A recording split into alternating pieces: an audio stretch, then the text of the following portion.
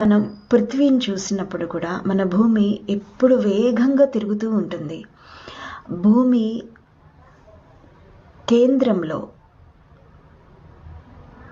మధ్య భాగంలో ఇనుము ఇటువంటివన్నీ కూడా ద్రవ పదార్థాల్లో లావా రూపంలో ఉంటాయి. వాటిల్లో కూడా కదలికలు అనేది విపరీతంగా జరుగుతూ ఉంటాయి.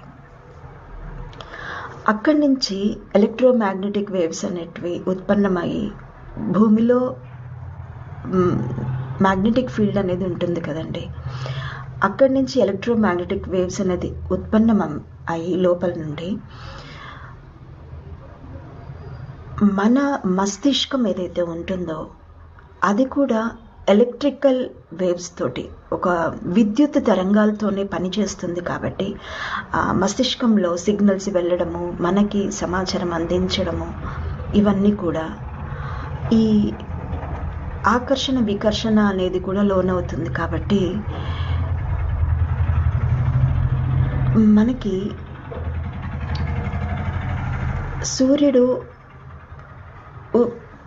తూర్పు వైపు ఇట్లా ఉదయిస్తున్నారనుకోండి, సూర్యుడు ఇట్లా ఉదయిస్తున్నప్పుడు మనకి వాస్తవానికి సూర్యుడి పైకి కిందికి రావడం అంటూ ఏం జరగదు. కానీ భూమి ఇలా తిరుగుతుంది కదా, భూమి తిరిగి సూర్యుడి వైపుకి భూమి ఇలా తిరిగినప్పుడే మనకి సూర్యోదయం అనేది, సూర్యుని దర్శనం అనేది జరుగుతుంది.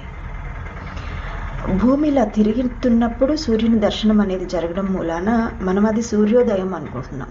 కానీ ఉదయించేది ఏమీ లేదు అక్కడ. సూర్యుడు ఆ స్థానంలోనే ఉన్నారు.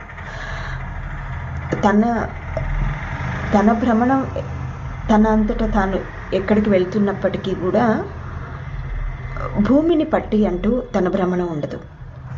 భూమి ఇలా తిరుగుతున్నప్పుడు సూర్యుడికి అభిముఖంగా వస్తూ కిందికి వెళ్తున్నప్పుడుగా మనకి సూర్యుడు కనిపిస్తాడు.